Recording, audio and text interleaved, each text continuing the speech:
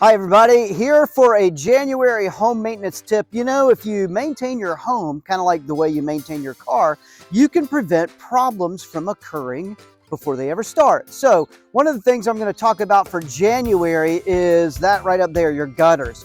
We had big rainfall yesterday, and one of the problems I had, there was rain right there coming down at my back door.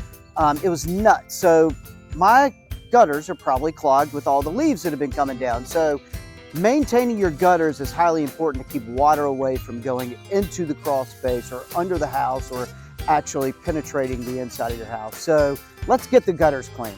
Yep, and just as I expected, gutters seem to be pretty clogged with leaves all the way down. So all you gotta do is just reach in there and pull them out.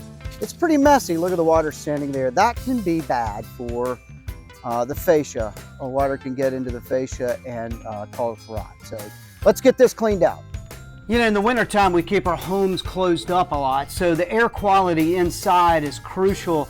You know, it can contribute to allergies and sinus infections and stuff like that. So it's important to make sure, if you have a whole house filter, be sure to check that and make sure that it's clean.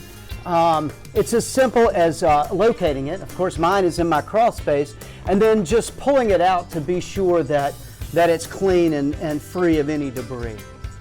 Another maintenance item to consider in January is this little heating strip.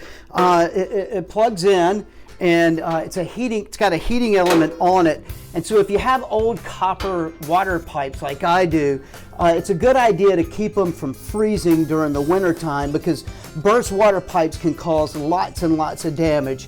So if you have any copper pipes that are exposed, you want to prevent them from freezing up, so you don't have even more damage than you want to have. So those are your home maintenance tips for January. Go look around your house and see if your gutters are clogged or if you've got old copper pipes that are exposed to cold. Call, text, or email. I promise I won't leave you hanging.